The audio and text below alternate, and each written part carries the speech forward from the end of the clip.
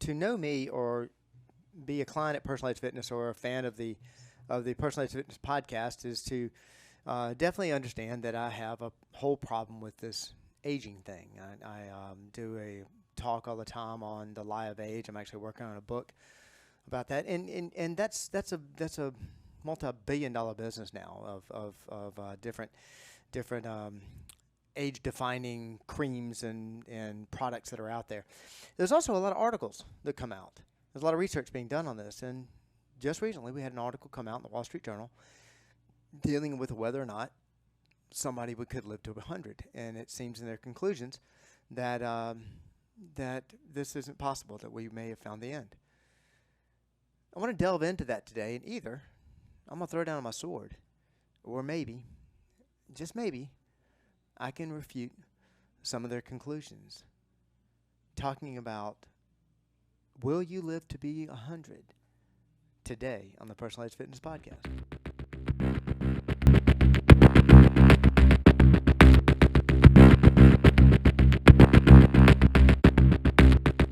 Good day and welcome to the Personalized Fitness Podcast. My name is Garrett Williamson. I'm president of Personalized Fitness.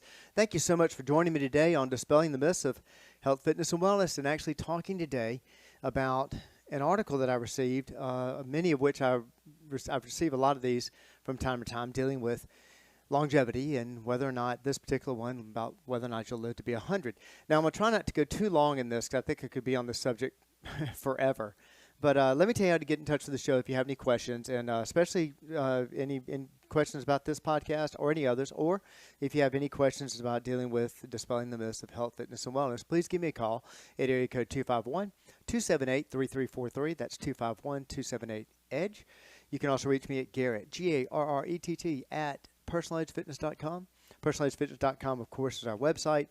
It's also the name of our Facebook page, Personalized Fitness, and you can hit me up on X at Team PE if you are so inclined. I guess the reason I'm moving so fast, there's a lot of material here that I want to go over, and I know I'll get off track from time to time, but I've even got a little bit of an outline here. But I'm going over an article, as I said in the introduction, and this was sent to me by a client and friend. And I get a lot of these because of talking about the lie of age, and several people, tons of thousands of people now that have heard me talk about this. And if they find an article, they'll send it to me, which I greatly appreciate. And by the way, if you happen to be one of those people, please continue to do so. I greatly appreciate it. I happen to be a online subscriber to the Wall Street Journal, and I would have seen this article, but this particular individual, I literally think she reads the Wall Street Journal before it comes out. I mean, she is on top of it, and I really appreciated it. But she sent it to me, and the title of this article is "Think You Will Live to 100? These scientists think you are wrong." And this was published in the Health and Wellness section of the Wall Street Journal on July 11th of 2024 of this year. It's written by Amy, I hope I'm pronouncing her name right, Amy Doxer Marcus. And she is a Pulitzer Prize-winning reporter for the Wall Street Journal. Now, I'm going to give you kind of a brief overview of what they're talking about here, and there's some scientists here that disagree with what they're saying, but the scientists here are basically arguing that we've possibly hit the age plateau, and they say this in the article too.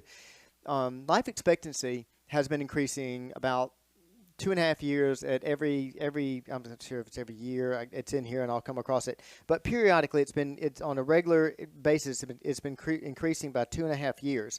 And they're saying that that is possibly leveling off, and we've possibly hit the top. That's it. We can't live any longer. And also they're making some other arguments. And I'll give you some coverage about this, so just kind of an overview, a summary of the individuals involved in these different studies, and also kind of what they're talking about. But you can go check it out. Again, that's the Health and Wellness section of the Wall Street Journal on July 11th. And again, the title is "Think You Will Live to 100? The scientists think you are wrong." It starts off talking about a scientist by the name of Jay, and pardon me on these names, I'm going to do my best, I promise you, but Jay Olshansky. And he studies the upper bounds of human longevity at the University of Illinois in Chicago. He believes that people shouldn't expect to live to 100. Most, he contends, will reach the ages of 65 to 90. Now, what does he base that on? He said well, I'll get to that. It's kind of a big point and starts my argument. I'll get to that in just a second. But he's stating that human evolution favors growth and reproduction, not living to excess ages. And even though the longevity business is booming, he believes that even the changes that we're seeing about reversing aging, what have you, he says that's not going to make that big a difference, and really it seems like it's kind of plateaued. Now that's a quick summary to what he said, and we'll talk a little bit more about Olshansky in a minute, but. There's also some other individuals involved. Dr. Peter Diamandis is a 63-year-old entrepreneur, and he runs longevity trips for investors to meet scientists in the field. And he's more into the rejuvenation. Talks about we are going to start to understand how to rejuvenate and revitalize ourselves, and that is what science does. Olshansky is studied a lot of demographic data. Now, he chose a rather large period. He studied demographic and mortality data from 1990 to 2019. So that's, right at close to 30 years. I mean, so 29 years in the U.S. and developed countries with the longest living populations. Over those, they say 30 years, but 30 years they found that, it is 30 years. They found that life expectancy slowed. Progress stopped even before the COVID-19 pandemic drove life expectancies down. He said we waited 3 decades to see what would happen. And I had a lot more, I like the joke he says, I had a lot more hair back then. So he wasn't the only one that was involved in this. A Nobel laureate by the name of Venki, remember what I said about these names, Ramakrishnan, explained in May, and he wrote a book called Why We Die. And he was speaking to a group at Harvard about this. And he said that he doesn't believe current interventions will dramatically extend lifespan. Techniques to reverse aging would have to help every system in the body, including the brain, over a long period of time. Now, obviously stated, you can't, if you're going to live longer and you're going to reverse the quote-unquote aging process, then it can't just work for your fingers. It's got to work for the entire body. That makes sense. And he says it's much more complicated than people think to engineer ways the causes of engineer away the causes of aging. All right, that's what he's talking about. He says that, we may come up with a drug that does this, that, and the other, but trying to engineer away the causes of aging, he says that's a far reach. That is what he's arguing there. Now, there's another individual that got involved, named is James Voelpel. He's a demographer, he talked about demographics, and he pushed back against what Olshansky was saying in a 2021 paper, and he pointed out that statistics showing that since around 1840, life expectancy at birth has increased almost 2.5 years. This is where I was getting the 2.5 years earlier, per decade in some countries. And they actually published, the Voelpel and Olshansky published dueling papers going back and forth about this, and have actually Olshansky actually made a bet with another scientist by the name of Stephen Alstad. He's a professor of biology at the University of Alabama, Birmingham. And he has talked about somebody living to 150, and he was asked about, when will that person that's going to live to 150 be born? And he actually said, I think they already have. They're already alive. But Alstad and Olshansky actually entered into a bet where they bet $150 each, and they put it into a fund. And when whoever hits that 150 years old first, that those funds are going to go to that person or to that person's family, which I thought was kind of interesting. So. But he agreed with Olshansky that most newborns born now won't live to 100. But he thinks his optimism that someone will live to 150 is justified. He pointed to a study showing that the compound rapamycin extended the lifespan of mice, even if they started getting it later in life. Now, that's a lot more in this article, obviously. So, but just a couple of things I wanted to state, because I'm gonna talk about those, and I left a big part of this out at the very, very beginning, because it's the argument It's the argument that scientists and physicians, I believe, continually use to prove that aging exists and there's nothing we can do and it just happens. And I'll show you what I think is the fallacy in their research. Also, I wanted to bring up that compound rapamycin. Why? Because I know so much about it? No, actually didn't. In fact, before I did this podcast, I actually had to Google rapamycin. I know that there are tons of different compounds, tons of different minerals and medications and the vitamins, whatever, that they're studying to right now to see if they can find something that will quote unquote reverse the aging process. Pardon my quotes unquote, but y'all know what I mean, what I feel about the word aging. I don't think it means deterioration. In fact, in a minute I'm going to give you automatic deterioration because of time. In a minute I'll give you the definition. But rapamycin, I looked it up. What does it do? It actually has shown in laboratory rats. It has not been cleared for clinical trials, for human trials yet, but it actually shows that it acts as somewhat of a caloric restriction. It's sort of like a massive, like almost like a GLP-1 shot. It's an appetite suppressant. It's not really a appetite suppressant, but it's a caloric suppressant.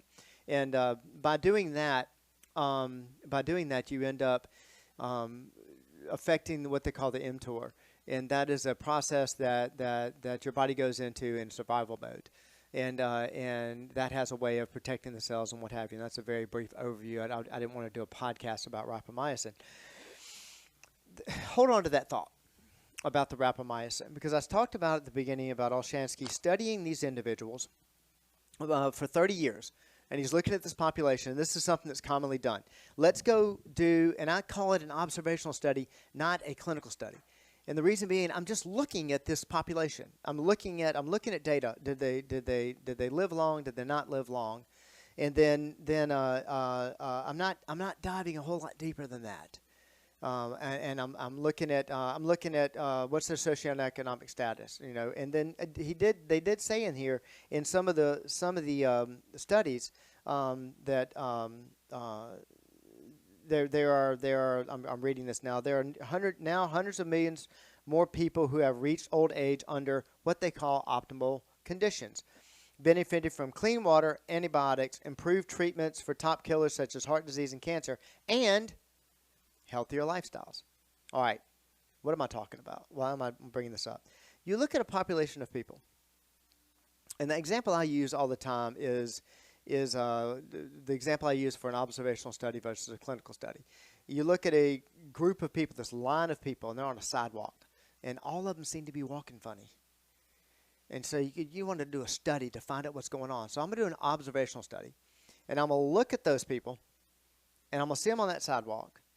And I'm going to find out, okay, the thing in common here, because they're different ages, they're different races, they're different genders, but they're all on the same sidewalk. Okay, I can quickly deduce that possibly in my observational study, that sidewalk causes some sort of leg damage, feet damage, something, because they're all walking funny. If I do a clinical study, I go up and have another sidewalk, and I have line up a bunch of people on it. That's going to be my control group. And I'm going to go to this experimental group of all these people I see that are walking funny. And I'm going to have them get off the sidewalk. I'm going to have these other people walk on the sidewalk and see if there's anything that goes on and see if they're affected. And I'm also possibly going to talk to the people, interview the people that are actually walking on the sidewalk that are walking funny. And if I went over and talked to them, they may tell me that, yeah, this sidewalk leads to a podiatry clinic where I'll have foot problems. That's a clinical study. That's getting much deeper. Observational study, looking at people for over 30 years in different populations, and so you look at their socioeconomic status may be the same, or their access to clean water may be the same, and they have access to antibiotics and treatments and healthier lifestyles. And I drew the conclusion, well, they've stopped growing old, so therefore, we're all going to stop growing old. That's absurd. I'll tell you why it's absurd. Forget about the clean water. Got it. Important. All the different things I said are important. The access to antibiotics, improved treatments for heart disease and cancer. But then they threw out healthier lifestyles. And what does that mean? I mean, what does healthier lifestyles mean? If you look at the recommended daily allowance of exercise, and how many people are exercising regularly and what have you. The recommendations barely recommend resistance training. They recommend a strenuous aerobic activity for a while. Fantastic for your heart, not doing anything for your muscle. And look at several other RDAs, which we're going to get to in just a minute. But because it goes to this first part, the part at the very beginning of this, that I guess it's Dr. Olshansky, that stated, biology is holding us back, is what he stated very early in the article. As people grow older, their cells and tissues, listen to this, accumulate damage. Now, wait a second. Hang on. The argument that I always made about this is that it's amazing when we look at science in anything outside of our body, and we'll find concrete rules. For instance, in the 1700s, a French scientist proved that all mass has already been created. You ask any scientist, has all mass already been created? They're going to say yes. And what does that mean? That means that unless a meteor hits this earth, everything on the earth, that is all pieces of mass, it's here. It's already here. When you go build a building, you didn't create mass. You cut down trees. You made them into boards. You took sand. You made concrete. But all that stuff already existed, except when it comes to our bodies. We actually believe there are people out there that believe if I eat a 5-ounce cupcake, but it's chocolate and it's bad food, I'm going to gain 7 pounds. Impossible. I mean, a cupcake that's, I don't know, I'm making up a number, it's 200 calories, all of a sudden became, 7 times 3,500 calories. It's physically impossible. It's amazing what we believe about our bodies that contradict normal science. Now, let's go back to the statement. Accumulate damage. So, your 16-year-old comes home with his car, and you gave him a hand-me-down car. It's about 4 or 5 years old. And he comes home, and he's got a dent in the side of it. And you ask him, son, daughter, whichever, what happened? Well, Dad, it's this many years old. It accumulated damage. You don't accumulate damage. Things don't just automatically happen in the human body. It just happens. It just occurs. No. And I'll tell you why. A minute ago I told you I'd give you the definition of aging. It's easy. The process of change in the properties of a material occurring over a period of time, either, watch this, either spontaneously or through deliberate action. And the argument that we make to try to make aging be defined as it automatically happens because of time is that this stuff is just spontaneously happening. Here's the rub. We blame those things typically on genetics. Well, just genetics. You got genetics and that just happens. That's all there is to it. In other words, I don't have a better answer for you. And then all of a sudden, modern medical science, because the human body is an amazing thing. We've been studying it since the 1500s. Still don't know everything about it. Next year we'll know more. Next year we'll know more. Next year we'll know more. And every year they chip away at that whole genetics BS. Not that genetics doesn't have something to do with it. I'm short. You go look in the genes of my parents. You know why I'm short. I got blonde hair. Look in the genes of my parents. You know why. But a lot of these things that we think are genetic, we're actually causing them. Goes back to that definition. Material properties of material, changes in the properties of a material occurring over a period of time, either spontaneously or through deliberate action. If Olshansky is talking about the fact that we have accumulated damage to the cells, then something has happened. Something has occurred. And if you look at it, the majority of the research, the whole reason I brought up this thing about rapamycin, I'm not great with these words, rapamycin, the reason I brought that up is that most of the studies that are being done on aging are to reverse effects of aging. Why? Why? Because we could look at preventing it, and I'll get to that in a second. But why are we looking at reversing? Well, because if we can find a material that reverses aging, we can sell something to you. We can package this up and we can get a lot of people to buy it. Doesn't mean I'm against it. All for it. Fantastic. Not a problem. I'm a Christian first and a capitalist second. But to sit here and state that people shouldn't expect to live to 100 because biology is holding us back, because we are built for reproduction, not excessive ages, because we accumulate damage, because we don't know what's going on. It just spontaneously happens. Really? Let me show you some stuff that we know. This is not just Garrett Williamson that knows this. This is commonly known. This is evidence that's out there. In fact, entire practices of health, all practices of health are built. They're built on the fact that the body can repair itself. We know that. Your doctor knows that. If you have a cut on your arm and you have to get it sewed up, the reason the doctor sews it up is because he wants to rejoin the material because he knows it's going to repair itself.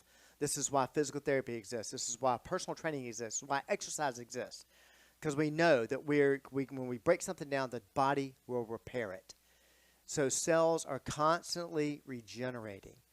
And there's different, the cells are regenerating at different results. In this article, they state that they're actually building back, but they're building back weaker. All right? Go out of the body, where science changes, completely different than out in the real world. But let's say we built a building, then we tore it down. Then when we built it back weaker. I wonder why. Well, it's just time that caused that. No, come on. Think about it. Why did we build it back weaker? Well, we used cheaper material. We didn't use as much. We didn't use as big a boards. We didn't use as thick as sheetrock. We didn't use we used too thin a mixture in the concrete. Something. That's why it built back weaker, but not in our body. No, it just, this date happens, all of a sudden that cell gets built back weaker. Bull. And I'll tell you why. I said that originally, I said, we know this. This is nothing unheard of. Well, if you're going to build something back weaker, then you're going to need weaker material, right? What is our cells, what makes up most of our cells? Water. You've heard that. We are mostly water. Our body is mostly water. Cells are made up mostly of water. Okay? So water would be one of the things in cells that would build a cell, wouldn't it? I mean, it's the largest part of the cell is water. So if we affected that material, didn't have enough of it, then it would probably make a weaker cell, wouldn't it? And mind you, this is only one part of the cell. It's the largest part. It's one part of it. I wonder if that would have any effect, something that we already know would have any effect of that. The percentage of adults deficient in water, drinking enough water every day, is 80%.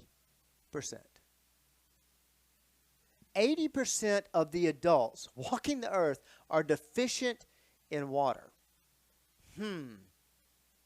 I wonder why our cells aren't magically building back stronger. It's unknown. We got to go study it. We got to go find a supplement that we can take to build that cell up stronger. No, we could just drink water. We could give our body the supplies that it needs. That's just one. How about this? Do you know that you cannot build, well, I don't want to build muscle. Okay, we can't build muscle. All right, you can't maintain muscle without protein. What do I mean by maintaining? I'm holding up my water bottle here, okay? If I hold it up long enough, I may be doing it right now. But if I hold it up long enough and cause enough strain here, I'm going to start doing micro tears in my muscle by doing this. As my muscle starts to burn, that's micro tears. I'm feeling it right now. I can feel, did a workout this morning, so I can feel a little bit right now. Those are micro tears. That my muscles are tearing, just little tiny tears, and they're releasing lactic acid, burning the muscle, telling the brain, stop it. And so I'm having micro tears. I'm going to set that bottle down. I'm not worried about those micro tears. Why? Because I ate enough calories and I need enough protein. What's that got to do with anything? Well, my body's going to take those calories and make sure I got enough energy, and then it's going to do a systems check. It's doing this from the cradle to the grave. Every single health professional that has any worthwhile degree knows this. It's doing a constant systems check, and it's going to look, hey, wait a second, look at that bicep over there. Did that idiot sit there and hold his bottle up during a podcast? Because he tore some muscle fibers. Okay? Go look in the wood pile, quote unquote, the protein pile. First thing, do we have enough energy? We gotta do some work here. I want to make sure we got enough Gatorade to get through this. Yeah, we got enough calories. Okay, so we got enough energy. Go look in the wood pile. Go look in the protein pile. Do we have some protein over there? Yeah, we sure do. Let's make some muscle out of it. And it's going to repair that muscle. from the cradle to the grave. At the same speed, at the same time, at the same flavor. Yeah, you build back muscle, but you build it back slower. No, you don't. Build it back at the same rate. Take somebody that's 90 years old that is in a completely atrophied state, and you take a 16-year-old and you atrophy them the exact same way. Their recovery, their build back is going to be at the same pace, same speed, same everything. Does not change. We know this. This is not a guess. Why do I bring this up? Water. 80% of adults are deficient in that. Protein? 46% of adults are deficient in protein. I argue they even measure it wrong. But by their standards, 46% are deficient in protein. Seniors? 75% are deficient in protein. So, Dr. Olshansky, the reason these cells are building back weaker and we don't know, there's your evidence right there. That's just two things. How about calcium? Has something to do with bone. Everybody knows that, doesn't it? 40% of adults are deficient in that. Iron. 2% of adults, but in minorities, it's 20% of adults are deficient in that. Magnesium, which has effects on diabetes, celiac disease, osteoporosis. 61% of adults are deficient in that. Potassium, 97%. Vitamin D for blood pressure, heart disease, osteoporosis, 95%. And then the other one, the number one, and you've heard me talk about this before, the number one risk factor for 7 of the top 10 killers, 42% of the population is obese. By the way, that causes damage. And I have here actually 75%. The reason being is they use that ridiculous guesstimation called BMI, which is worthless. Ignore anybody that ever tells you what your BMI is. It's completely worthless. That's what they're using to measure this, which is mismeasuring seniors at a disastrous rate. So what about exercise? That has something to do with it, Garrett. You talk about exercise all the time. Absolutely. The only exercise that we are typically recommended to us for years has been cardiovascular exercise. Now you can sort of find it at the National Institute of Health that, yeah, we do recommend a couple of days of resistance training. But we already know we begin to atrophy muscle 72 hours after a workout. So if you atrophy it and you're not getting enough protein, not building it back, or if you're just doing 2 days and sometimes that's 1 day and sometimes that's 2 days, and only less than 20% of the world works out on a regular basis, even less than that does resistance training on a regular basis, then we are atrophying muscle. We are damaging ourselves. This is the problem that I have with these studies and all of these that I've seen. Well, we looked at these people, and they're not getting older, so therefore you won't either. And by the way, we saw damage in cells. It just happened. And you're not putting 2 and 2 together. Facts that we already know with facts that you supposedly are finding. I don't mean to criticize the Pulitzer Prize-winning author of this article. I'm sure it sold a lot of papers because people want to believe this. But it's absurd. And there's not a whole lot of money in dispelling this myth. But I still contend. The 5 components of aging: genetics, stress, nutrition, activity, healthcare. Of those 5 of aging, you can't control genetics. You can pick your nose, but you can't pick your parents. All of those other 4 are 100% controllable. And when it comes to ability, which is what we're talking about, gosh, Garrett, when I was 18, I could do amazing things. I was able. Now that I'm 90, I can't. That's ability.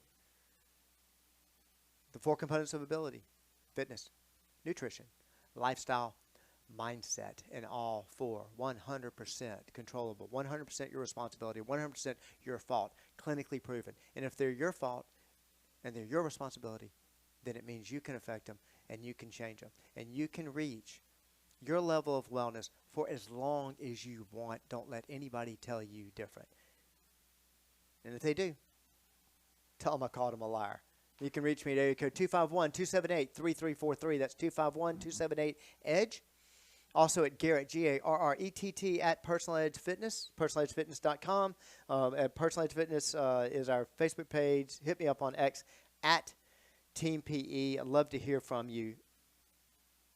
Living longer, intentionally putting the facts together, learning the truth.